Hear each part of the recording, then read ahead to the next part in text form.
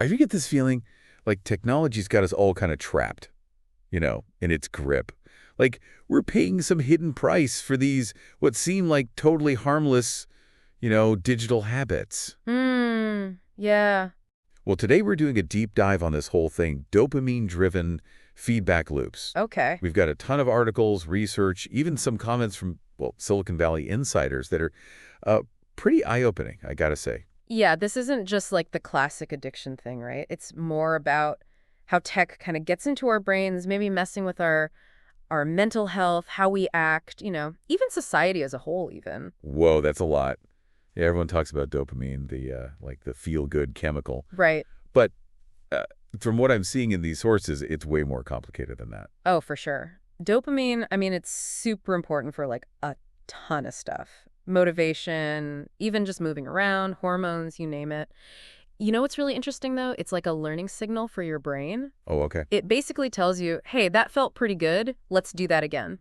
So it's like our brain figuring out what we like, and then it like pushes us to do it again and again. Exactly. But how does that connect to this whole feedback loop thing? Okay, well, imagine this, right? You do something, feels good, your brain's all dopamine time, you feel great. So naturally, you want to do it again. Yeah, makes sense. But here's the thing. The brain, it likes balance.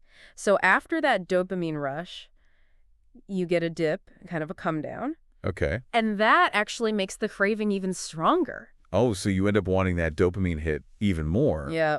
And that could, I guess, lead to, Bingo. Binging, you getting dependent on it, maybe even like full-blown addiction. wow. And the digital world, it's like designed for this. Unlimited stuff to look at, notifications all the time. It's like a master at exploiting this whole cycle. Desire, get it, desire, get it. It never stops. Yeah, it's crazy how we're all like glued to our phones and stuff, but it's not just, having access all the time.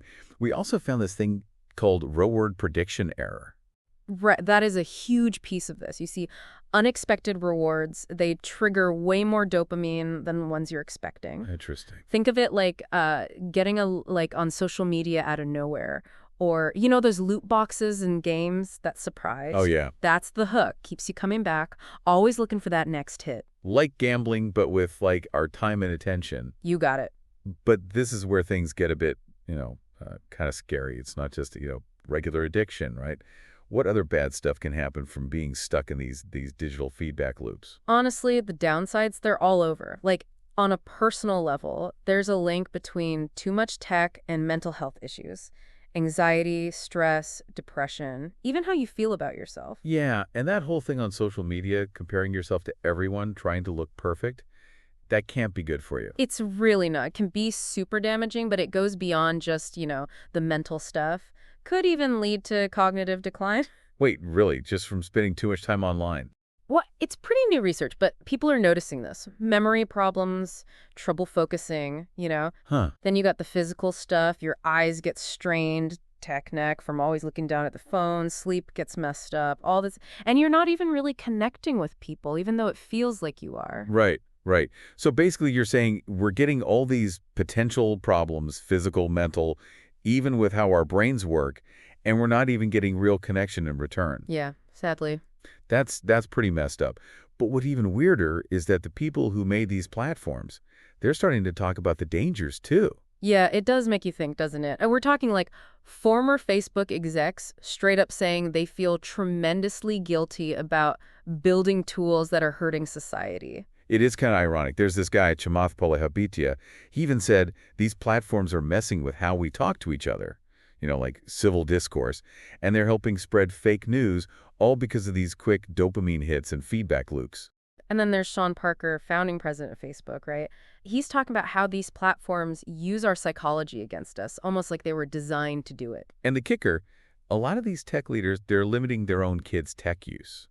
If they're worried enough to do that for their own families, shouldn't we all be kind of freaking out? It's a pretty strong signal, right? Like if they're seeing the problems firsthand, shouldn't we all like step back and think about how we use tech? Yeah, but the big question is, how do we actually get out of this cycle? That's the million-dollar question, isn't it?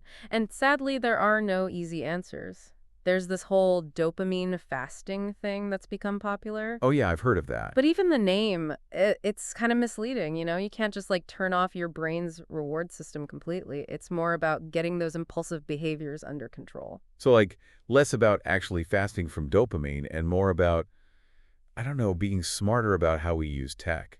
Yeah, exactly. Like a digital detox, taking breaks from all your devices so you can do stuff offline, like hitting the reset button for your brain. Okay, that makes sense. So step away from the screen, get out into the real world. Seems almost too simple. Right. But sometimes the simplest things are the most effective. True, true. What else can we do? Mindfulness, being more aware of how much time you're spending online and, being more intentional about it. Even just turning off those annoying notifications can help a lot. Yeah, all those pings and buzzes, they're like designed to distract us, right? Totally. It's all about setting boundaries, taking back control. I like that, taking back control. But the sources also mentioned something about replacing digital vices with, get this, painful pursuits. What do they mean by that? Now, that's where it gets really interesting. Basically, sometimes a little discomfort, a little struggle, can actually lead to way more satisfaction in the long run. Okay, I think I see where you're going with this. Like, think about that runner's high after a tough workout. Or, that feeling you get when you finish something really hard. Yeah, yeah, I get it. It's about finding things that actually make us feel good, not just those quick dopamine hits from our phones. Exactly. Deep, lasting satisfaction. This is more than just a personal problem, though, right? It feels like it's a problem for society as a whole, too. Oh, totally. It goes way beyond just individual choices. We're seeing more and more people realizing how harmful these technologies can be. And there's definitely a push to make the companies responsible. Like, haven't there been lawsuits against social media companies, especially the ones that seem to be targeting kids with, like, addictive designs? Yep. And the World Health Organization, they've recognized addictive behavior as a global health problem. Wow, so this is serious stuff on an international level. Definitely. And it's not just governments and organizations. Scientists from all different fields, neuroscientists, psychologists, psychiatrists, they're all studying this stuff. Trying to figure out how our brains are being affected by all this technology. Exactly. It's a huge, multifaceted issue, and we're only just beginning to understand the full impact. This is heavy stuff. Okay, so where do we go from here? We've talked about the science, the downsides, some ways to break free.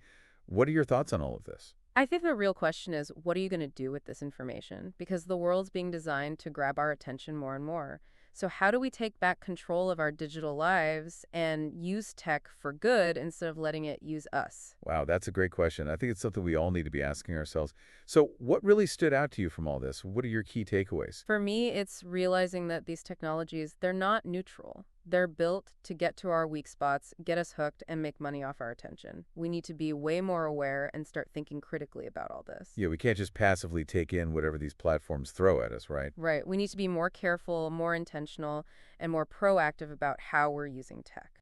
And we have to hold the tech industry responsible for the effects their designs have on society. 100%. It can't just be about individual willpower. We need systemic change laws, policies, ethical guidelines to make sure tech is actually helping people, not hurting them. This is obviously a complicated issue and there are no easy answers. But today, I think we've taken some good steps toward understanding the science and exploring potential solutions. Yeah, I agree. Hopefully this will get people listening to start taking action and making more conscious choices about how they use technology. Absolutely. It's time for all of us to reclaim our attention, our time, and our humanity. Yeah, it's a tough one, no easy fix, but even just like getting how these feedback loops work, that's a good start, I think. Right, like we can't fight something if we don't even know what it is, right? So if we get those patterns, then we can start choosing better. Yeah. Exactly. Like knowing your brain wants those dopamine hits, it helps you be more mindful when you're on social media or playing those games. So instead of just scrolling and scrolling like a zombie, we stop and think, hang on, why am I even doing this? What am I hoping to get out of this? Bindo. And if the answer is, well, just a quick dopamine hit, then maybe it's time to put the phone down, do something else that feels good longer. Yeah, I get that. But it's hard though, right? Like they make these platforms to be addictive, keep us coming back for more. Feels like our brains have been hijacked or something. And that's exactly why we got to talk about it. Shine a light on these sneaky tricks they use, demand that these companies be held accountable. Totally. And there has been some progress, right? Like those lawsuits and regulators are looking at them closer. True. But we got a long way to go still. We got to hold them responsible for how these designs mess with us ethically, and we got to educate ourselves, our kids even, about what could go wrong. Right. You mentioned digital detox and mindfulness before. What other things can we actually do to like break free from these dopamine loops? Well, the sources talked about making better habits, right? So instead of chasing those quick hits, we find stuff that feels good for longer, like exercising, being out in nature, actually hanging out with people in person, you know? Right. Stuff that feeds your mind and body, not like sucks the life out of you. It's not about ditching tech completely, just finding that balance. Yeah, making it makes our lives better, not worse. But honestly, it's tough to just switch off. Our whole lives are so tied up with tech these days. True, and for some folks, it's like they can't resist the pull. That's when you got to get some professional help. If it's too much, if it feels like addiction, there's therapists, support groups. Don't be ashamed to reach out, It's way braver to get help than to pretend everything's fine when it isn't. for sure. What about society, though? Like, is there stuff we can do as a whole, create places where people can connect without tech, you know? Exactly. Think about it. Parks, libraries, community centers, places to be together, no devices buzzing and distracting everyone. And we need to, like, encourage people to think more critically about tech and what it's doing to us. Yes, we got to be asking, is tech serving us or are we serving it? That's a great question. And it leads right into something kind of scary. How are these dopamine loops messing with society as a whole? It's complicated, but we got to face it. These platforms, they want to keep us hooked. And often that means our brains get lazy, we don't think critically, and real conversations, like meaningful ones, they go out the window. Right. Wasn't there a former Facebook guy who was really outspoken about this? Something about how those quick-hit dopamine loops are actually ruining civil discourse and spreading fake news. Oh yeah, he was not holding back. And he's not the only one. Tons of experts are worried about these echo chambers and filter bubbles where people only see stuff that agrees with them. Which just makes everything worse, right? Hmm. More division, more polarization, could even lead to violence. It's terrifying, actually, because when you're only hearing stuff that confirms your biases, how can you even have a normal conversation with someone who disagrees with you? Right. It's like those social media algorithms. They just show you what they think you want to see based on what you've clicked on before. Right. Like it's a self-fulfilling prophecy. No wonder everyone's fighting all the time. People are stuck in their own little worlds and they either can't or won't talk to anyone who thinks differently. And the people who want to manipulate us, they love that, right? All this division and fighting makes it so easy to spread lies and get people to distrust each other. It's like they're using our own brains against us. And this isn't just about our own well-being anymore. These dopamine loops, they're messing with our democracy too. You're right. We got to find a way to bring out of these echo chambers and have actual, constructive conversations. But how? It feels like we're more divided than ever. Yeah, that's a tough one. But we got to start somewhere. First step is realizing there's a problem. Totally. And we got to be more critical of what we're reading and watching online. We got to be willing to listen to different viewpoints. And we got to demand that these tech companies be more transparent and accountable. They have a lot of power, and they need to use it responsibly. It's about what we do, but also the system has to change. We need to work together to create a society that's more informed, more engaged, and just, nicer to each other. Right. It starts with each of us making better choices about how we use technology, what information we consume, and how we treat each other. It's about taking back control, our agency, our attention, and our humanity in this digital age. That's powerful. This conversation has been so important, but man, it's a lot to process. I know, right? It's heavy stuff. But it's stuff we need to know. We have to understand how these dopamine loops are changing our lives and our world. Yeah, we got to start doing something about it. What are some of the things you're taking away from this? What really gets me is how much power we've just, given away to these technologies. We let them decide how we spend our time, what we think about, even how we feel. We got to be more careful, more intentional with tech. It's crazy, right? Like, one of the things that really got to me in all this research was how those tech leaders, they're limiting their own kids' screen time. It's like they're in on some big secret the rest of us don't know about. Yeah, it does make you wonder, doesn't it? These are the people who are building these platforms designed to hook us, get us addicted, and then they're like, nope, not for my kids. Right. It's like, this stuff's fine for everyone else, but not for my family. What's that supposed to tell us? Well, I think it shows that they're aware of the downsides, even if they don't always admit it publicly. Remember what that guy Chamath said? He's got control over his choices and his kids' choices, so they don't get to use that shit. Yeah, that was pretty intense, coming from a former Facebook VP. And it wasn't just him. Sean Parker was saying similar stuff, wasn't he? Didn't he even compare himself to, like, a conscientious objector when it comes to social media? He did, and he was really critical of how these platforms are using our psychology against us. He even called out those social validation feedback loops they create. It's like they know they created a monster, but they can't stop it. Yeah, there's this weird contradiction, right? They're out there saying tech is all about connecting with people, communication, making the world a better place, but then they're protecting their own families from it. Makes you wonder what they've seen behind the curtain. Maybe they've seen how addictive it can be, how it sucks up all your time and attention. Or maybe they're worried about the long-term effects on mental health, all the stuff we've been talking about. It's possible. And they could also be worried about what it's doing to society, how it's messing out how we talk to each other, how it's spreading fake news and dividing everyone. Hard to say for sure, but their actions definitely speak volumes. It's like a big warning sign. Be careful with this stuff. Definitely a message we should all pay attention to. As we're living in this digital world, we got to be aware of the risks and make smart choices about how we use tech.